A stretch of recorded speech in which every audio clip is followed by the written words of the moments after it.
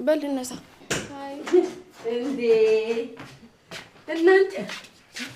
እናንተን ቁርስ አበላለሁ ብዬ በጧት ተነስቼ ደፋ ቀና አላለሁ። እናንተ እዚህ ጧፍ ብላችሁ ተኝታችሁልኛል። ምንድን ነው ያልሽው? ኪራዬ ጆሮህ አይደለም እኮ አንቺ በጧት ተነስተሽ ቁርስ ሰርተሽ ምን ነው ጽዬ እስከ ዛሬ ድረስ እንዳልበላ ሰው ሆንሽ? አየሽ እኔ እኮ ነግሬሽ ነበር ኒና ምግብ መስራት ትችላለች እያልኳት ነበር። ውይ አመሰግናለሁ ወንድሜ ስለምትኮራብኝ በጣም ነው የማመሰግነው። ምናልባት ተጠራጥሮኝ ይሆን እንዴ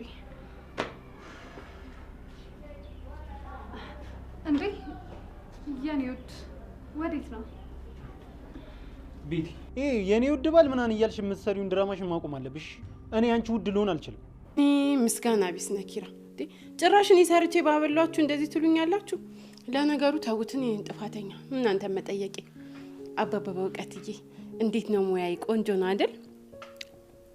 ቆንጆ ነው፣ በጣም ይጣፍጣል እኮ። አያችሁ አይደል? የትልቅ ሰው ንግግር እንደዚህ ነው። አይ አባባ በእውቀት ይኸውልሽ፣ ለሞራልሽ ብለው ነው እንጂ ምግቡ በጭራሽ ጣፍጧችሁ አይደለም ነው። እንደውም ሁለተኛ አልሰራምሽ። እስቲ እባክህ አትስፈን። እስቲ ዲያቾስ እንዴት ነው መኪኖቹ ላይ አታያቸውም እንዴ? ለማለት ፈልገን ምን ድምጽ አያምርም ልትለኝ ፈልጋለ? አዎ ያሬድ በጣም ነው የሚያስጠላው። እውነቱን ንገረኝ ካልከኝ አንተ አይደለም ስትዘፍን ስታወራ ራሱ እኮ ስቅቅ ነው የምንለው። ግን ምን ይሁን አንድ ላይ ነና አንድ እንጀራ ነው የምንበላው። አምኜበት አይ ምን እጅ እንዴት ነው ግን? እጄ ምን ሆነ ነበር? ትላንት የነከስኩ ነው። አስታወስኩ። የነከስኩ ብለሽ ታቀያለሽ እንዴ? የበላው ነው የሚባለው። ኧረ ተው፣ ያን ያህል እንኳን አልጎዳውም። ምን እያደረግሽ ነው? ቁስሉ ቶሎ እንዲጠፋ እያሸወል ነው። አንተ ሰው ያማል እንዴ? ቆይ ከኔ ምንድነው የምትፈልገው? ሰላም ሰላም፣ እንዴት ናችሁ? በያላችሁበት ሰላማችሁ ብዝት ይበል። እንግዲህ የሄኖክን ደብዳቤ ማን ነው የሚለውን ለማወቅ በጣም ጉጉት ላይ ነበርና እንግዲህ ከአቶ በላይ እንደማያልፍ ነበረ አብዛኞቻችን ስንገምት የነበረው። ነገር ግን አቶ በላይ ለመጉዳት ወይ እሱን ለማስጠርጠር አልነበረም ነገሩ። በቅናት የተዋጠችው ሚስቱ ቤቲ ነች። ሚስቴ የሚላት በድንገት ያገባት ወይም የጓደኛው ፍቅረኛ የነበረች ሴት ጨካኝና ረመኔ እንደሆነች እያወቀ ሰው ቃሪያ ወዶ ፈቅዶ ያገባል። አስቡት እንግዲህ በጣም ከባድ ነው። አልላቀቅህም ጭራሽ ካንተ ጋር ላለመፋታት ስለምፈልግ ነው አንተን ደብድቤ አስተማሚ ሆኜ ለመቀመጥ የፈለኩት ትላለች ቤቲ። የሚገርም ነው። እንዲህም አለ እንዴ? ይሄን ነገር እንዴት ነው ተስማሙበታላችሁ? እናንተ የምትወዱት ነገር ግን ወንዱ ደግሞ የማይወዳችሁ ሰው ሆኖ እንዴት ነው ለመቀመጥ የምታስቡት? በጣም የተሳሳተ አስተሳሰብና ግንዛቤ ነው። ቤቲ ጽናትን ብዙ በድላቸዋለች። ጽናትን እርቃኗን እስከ መቅረጽ ብቻ በጣም መሰሪና ምስጥ የሆነች ሰው ናት። ስለዚህ አሁንም ቤቲን የመጀመሪያው በሽጉጥ ለመምታት እንግዲህ ሽጉጡ ቢኖረው እንዲተኩሰችው ነበረ የሚቆጠረው። የመጀመሪያው ጥይት በቃ እሱ ነው። ሁለተኛ ነገር ደግሞ በዱላ ጭንቅላቱን ወይም ማንጅራቱን ማለት። ሶስተኛው ነገር አሁን እየተጻነሰሰለት ነበረ። ነገር ግን እሷ እንደሆነች የደበደበችው ታውቋል። መርማሪ ጆን አለማመስገን እና አለማድነቅ አይቻልም። መርማሪ ጆ በጣም ትለያለህ።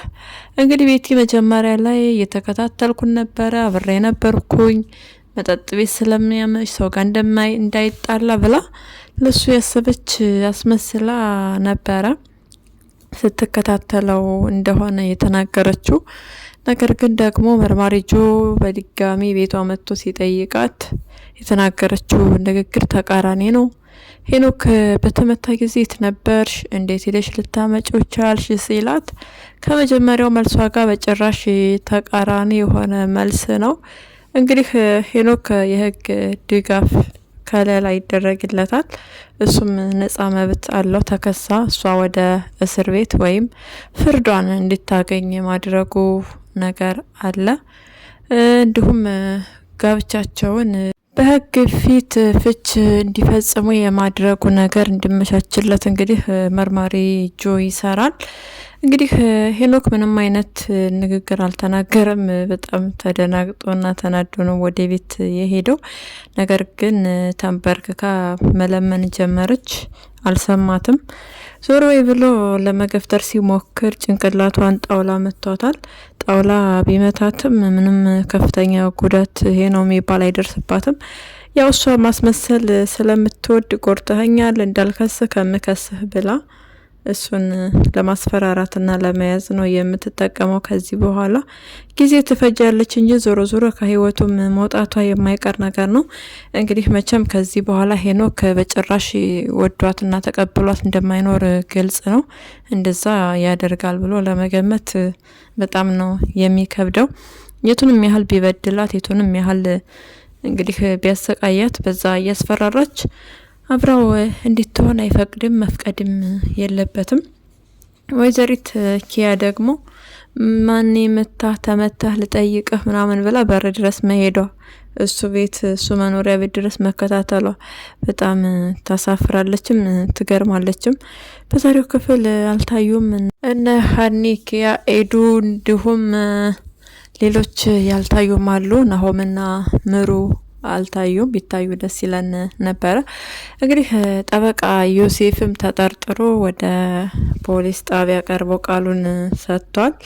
በጣም ደስ ይላል። የሱ እጅ ያለመኖሩ በጣም ደስ የሚል ነገር ነው። የእውነትም የቱንም ያህል ቢነጋገሩ ቢጠላሉ ከሄኖክ ጋር በዛ ልክ ሰው ቀጥሮ እንደማያስደበድበው ግልጽና ግልጽ የሆነ ነገር ነበረ። ስለዚህ የጠበቃ ዮሴፍ እጅ ባለመኖሩ በጣም ደስተኞች ነን። እናንተስ ደስ አላላችሁም? በእርግጠኛነት ደስ ብሏቸዋል። ምክንያቱም እሱ ቢሆን አንደኛ የህግ ሰው ነው፣ ጠበቃ ነው። ጠበቃ ሆኖ እንዴት ነው አንድን የአፈቀራትን ሴት ህይወት ስላበላሸ ሊደበደብ የሚችለው? ስለዚህ እንደዛ አለማድረጉ እሱ በጣም ጥሩ የሆነ ነገር ነው። እንኳንም የሱጅ አልኖረበት። ከዚህ በኋላ ኪያና ሄኖክ ይታረቃሉ ወይ? እስኪ ኮሜንት ላይ ሀሳባችሁን አስፈሩ።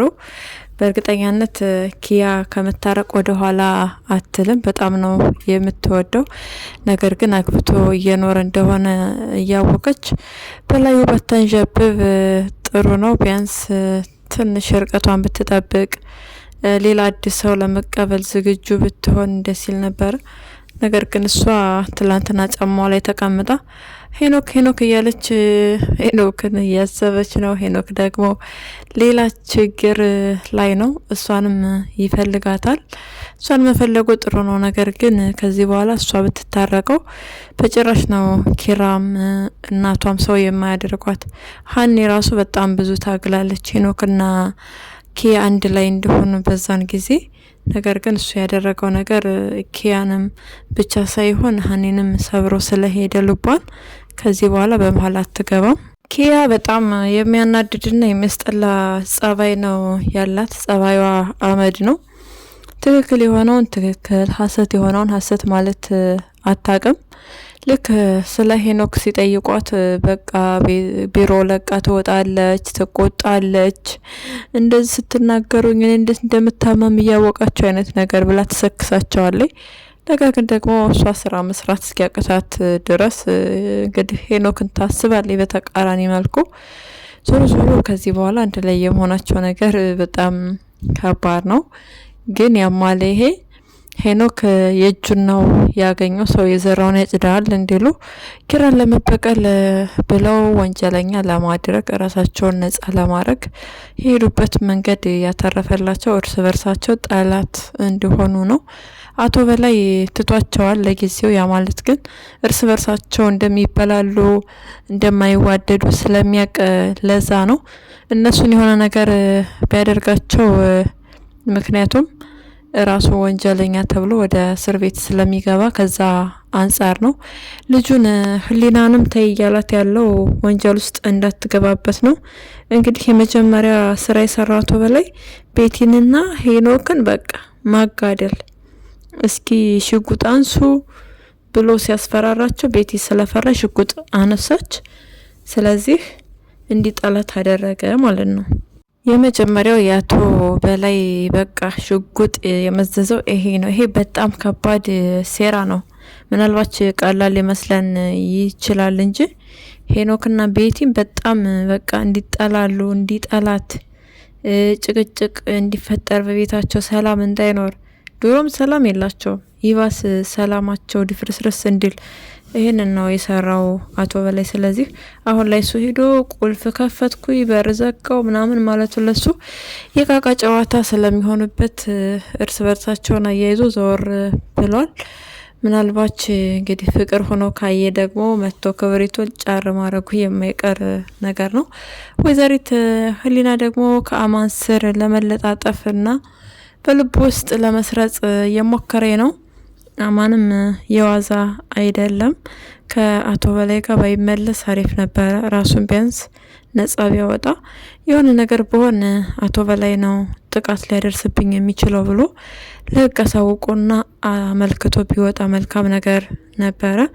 ነገር ግን እሱ ፍርፋሪውን ስለሚፈልግ አሁንም ቢሆን ከእግሩ ጫማ ስር ተደፍቶ እየኖረ ነው። በጣም ያሳፍራል። ወጣት ነው፣ ጥሩ ስራ ሰርቶ መኖር ሲችል እንግዲህ የአቶ በላይ ውሻይ ልቅቃም ፍርፋሪ የሚለቅም የለም። እንደዛ ነው ራሱን ለማድረግ የፈለገው። ህሊናም ስትፈልግ ለመለጣጠፍ ትሞክራለች፣ ስትፈልግም ከፍ ዝቅ አርጋ ትነግረዋለች።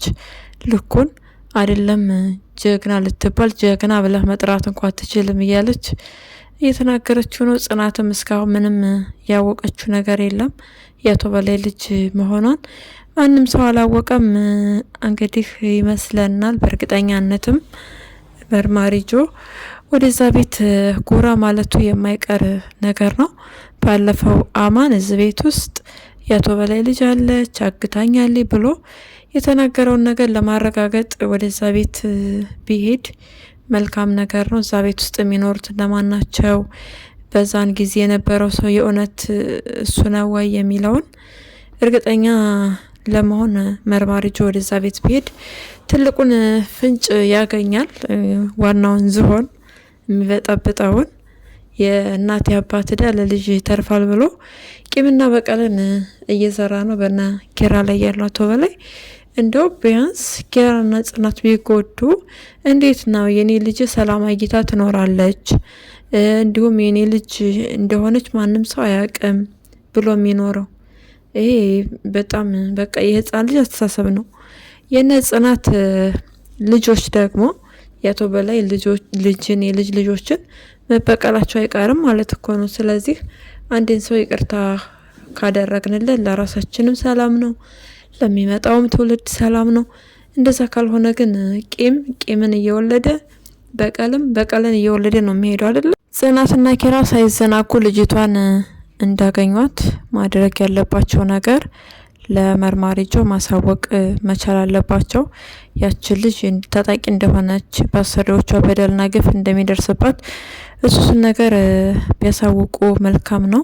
ቢያንስ መታወቂያዋን እሱ ነገር ሲታይ የአቶ በላይ ልጅ መሆኗ ሊረጋገጥ ስለሚችልም ራሳቸውን ከአደጋ የሚጠብቁበት መንገድ ነው።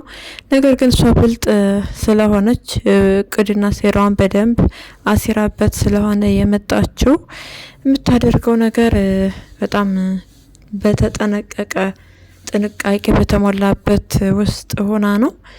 ስለዚህ በጭራሽ ነው ወደ ፖሊስ ጣቢያ ምናምን የሚለውን እሷ ሳታቀነ ጽናትም ካልሄዱ በስተቀረ ለእሷ ጉዳይ ማለት ነው። እሷ ሳታ ካልሄዱ በስተቀረ በጭራሽ አትስማማም። መታወቂያ ብትጠየቅም መታወቂያዋ ምናልባት የአባቷ ስም ፌክ ሊሆን ይችላል። በዋነኛነት ግን የእሷ ፎቶ ካለ ምንም ችግር የለውም፣ ሰውን በፎቶ መያዝና ማወቅ ስለሚቻል። ነገር ግን ዋናው ነገር ከነ ጽናትና ከነ ኪራ ላይ ጉዳት ካደረሰች በኋላ እሷ ብትያዝ ምንም ጥቅም የለውም። እኛ የምንፈልገው የመጀመሪያው ኪራና ጽናት ምንም እንዳይሆኑ እንዳይጎዱ ነው አይደለ? የሆነ ሰው ከተጎዳ በኋላ ያ ወንጀለኛ ተይዞ ለህግ ቢቀርብ ምንም የሚመልስልን ነገር የለም። የደማውን ልባችን ወይም የቆሰለው ሰውነታችን ሊያክምልን አይችልም። ስለዚህ እና ጽናት እንግዲህ ፈጣሪ እንዲጠብቃቸው ምኞታችን ነው። ጽናት በጣም የዋህ ልጅ ነች። በዙሪያው ያሉትም በጣም የዋህ ናቸው። ሰኔ እንደዚሁም ምሮም ሁላቸውም ለሰው በጣም መልካምና ቅን የሆነ ልብ ነው ያላቸው ልጆች ናቸው እድሜያቸው። ነገር ግን ከእድሜያቸው በላይ በጣም ብልህ፣ አስተዋይ፣ ደግ የሆኑ ሰዎች ናቸው። የሁላቸውም ሀሳብ ጽዬ ልጅ ትውለድ፣ ጽናት ትውለድ ነው። ጽናት እንግዲህ በግድም ቢሆን እናስወልዳታለን። ዛሬ ቤኪ ምናምን የሚባል ነገር የለም። ያው ከባሏ ጋር ተኝታ ነው ያረፈደችው። በጣም ደስ ይላል። ኪራይ ፈታ እያለ ነው። ሚስት ጋር ጊዜህን በደንብ እንግዲህ እንጆይ እንድታደርግ ነው ምን ፈልገው። ዛሬ የቤኪ ስም ስለሌለ በቃ ወዙ ራሱ መለስ ብሏል። ኪራ አይደለ በጣም ነው ደስ ያለው። ሚስቱ እንድትለየው ስለማይፈልግ እንደው ቁርስ ባንበላስ ዛሬ ባንበላስ አለ። ተመልከቱ፣ ይህን ያህል ነው የሚወዳት፣ ይህን ያህል ነው ካጠገቡ እንዳትጠፋበት የሚፈልገው። ነገር ግን ደግሞ እውነታው የህይወት መስመር ስለሆነ መለያየት ይኖራል። በስራ ምክንያት መራራቅ ይኖራል። እንደዚሁም በስራ ምክንያት ብዙ ነገሮች ይኖራሉ። እንደ ባለፈውም በችግርም ምክንያት ራስ መደበቅ ይኖራል። ስለዚህ የልብ እምነትን የመሰለ ነገር የለም። ፍቅራቸው ብዝት ድምቅ እንዲልልን ምኞታችን ነው። ለዛሬው ያዝንላችሁ ቪዲዮ ይህንን ይመስላል። በሌላ ቪዲዮ እስክንገናኝ መልካም ጊዜ እንደሆንላችሁ ተመኘን። የጽና የኪራ አድናቂዎች ለቻናላችን አዲስ ከሆናችሁ ሰብስክራይብ፣ ላይክ እንዲሁም ሼር በማድረግ ቤተሰብ ሆኑ። ሀሳብና አስተያየታችሁን ኮሜንት ላይ ጻፉልን። እናመሰግናለን።